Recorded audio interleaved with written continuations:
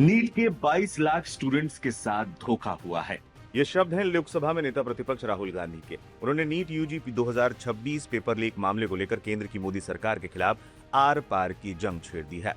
22 लाख छात्रों के भविष्य के साथ हुए इस खिलवाड़ पर राहुल गांधी ने न सिर्फ सीधे प्रधानमंत्री से शिक्षा मंत्री धर्मेंद्र प्रधान का इस्तीफा मांगा, बल्कि देश के पूरे परीक्षा तंत्र को कटघरे में खड़ा कर दिया। राहुल गांधी ने अपने सोशल मीडिया हैंडल एक्स पर एक वीडियो शेयर करते हुए कहा कि नीट परीक्षा के लिए पिछले 2 साल से 22 लाख स्टूडेंट्स दिन रात मेहनत कर रहे थे, लेकिन एक झटके में उनकी मेहनत को बर्बाद कर दिया गया। राहुल गांधी ने सीधे आरोप लगाते हुए कहा कि पूरा देश जानता है कि परीक्षा से 2 दिन पहले व्हाट्सएप पर नीट का पेपर खुलेआम बांटा जा रहा था, लेकिन देश के शिक्षा मंत्री धर्मेंद्र प्रधान कहते हैं उनका इससे कुछ लेना देना नहीं है। राहुल ने मांग की है कि ऐसे गैर जिम्मेदाराना रवैये के बाद शिक्षा मंत्री को तुरंत पद से हटा देना चाहिए। नीट में 2 साल 22 लाख स्टूडेंट्स ने काम किया, दिन रात काम किया, उनकी मेहनत बर्बाद हो गई।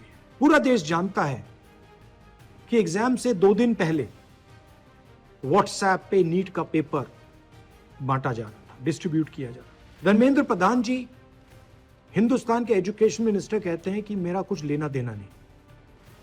कमेटी ने रिकमेंडेशन किया था, उसको उन्होंने डस्टबिन में फेंका, कहा कि ऑपोजिशन के लोग कमेटी में बैठे हैं, इसका कोई मतलब नहीं है, कोई जरूरत नहीं। सच्चाई है कि आपने हिंदुस्तान का जो कोर है, जो सेंटर है, उसको डैमेज किया है। यह एक नेक्सस है। आरएसएस, बीजेपी और जो हमारे यूनिवर्सिटीज में इनके लोग बैठाए गए हैं, वाइस चांसलर्स बैठाए गए हैं, प्रोफेसर्स बैठाए गए हैं, इनके बीच में पैसे बनाने का नेक्सस है और इस नेक्सस ने हिंदुस्तान के एजुकेशन सिस्टम को खत्म कर दिया है। पूरा देश जानता है कि अगर आप वाइस चांसलर बनना चाहते हैं, आपको सब्जेक्ट नॉलेज की कोई जरूरत नहीं, आपको एक्सपीरियंस की कोई जरूरत नहीं। अगर आप आरएसएस के हैं तो आप वाइस चांसलर बन सकते हैं।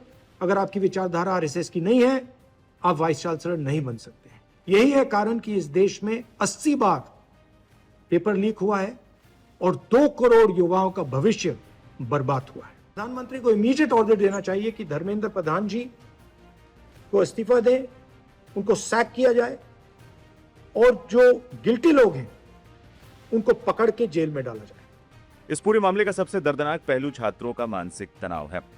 राहुल गांधी ने उत्तर प्रदेश के लखीमपुर खीरी के 21 वर्षीय छात्र ऋतिक शर्मा और गोवा के एक अन्य छात्र का मुद्दा उठाया। परीक्षा रद्द होने के बाद ये छात्र पूरी तरीके से टूट चुके थे। राहुल गांधी ने भावुक होते हुए लिखा, ये बच्चे परीक्षा से नहीं हारे, इन्हें हमारे भ्रष्ट तंत्र ने मारा है। चोरी कराने वालों को इनाम मिल रहा है और परीक्षा देने वाले मासूम बच्चे अपनी जान गंवा रहे हैं। सिर्फ आरोप ही नहीं, राहुल गांधी ने सरकार को घेरने के लिए साल 2015 से 2026 के बीच के चौंकाने वाले आंकड़े भी देश के सामने रखे। उन्होंने दावा किया कि पिछले 11 सालों में देश में 148 परीक्षा घोटाले हुए हैं। 87 सरकारी परीक्षाओं को रद्द करना पड़ा है, जिनमें करीब 9 करोड़ छात्रों का भविष्य अधर में लटका।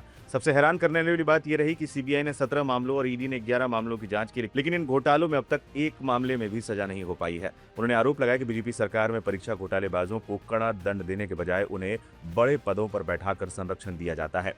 चौतरफा दबाव और अनियमितताओं के पुख्ता आरोपों के बाद आखिरकार एनटीए ने पहले रद्द की जा चुकी इस मेडिकल प्रवेश परीक्षा को दोबारा कराने का फैसला किया है। शुक्रवार को एनटीए ने घोषणा की जो परीक्षा पहले 3 मई को आयोजित हुई थी, वो अब 21 जून को दोबारा आयोजित की जाएगी। लेकिन सवाल अब भी वही है, क्या 21 जून को होने वाली परीक्षा पूरी तरह से सुरक्षित होगी? क्या लीक तंत्र के बड़े मगरमच्छों पर कोई कार्रवाई होगी? इस पूरे मामले पर और राहुल गांधी की इस मांग पर आपकी क्या राय है? हमें कमेंट बॉक्स में जरूर बताएं।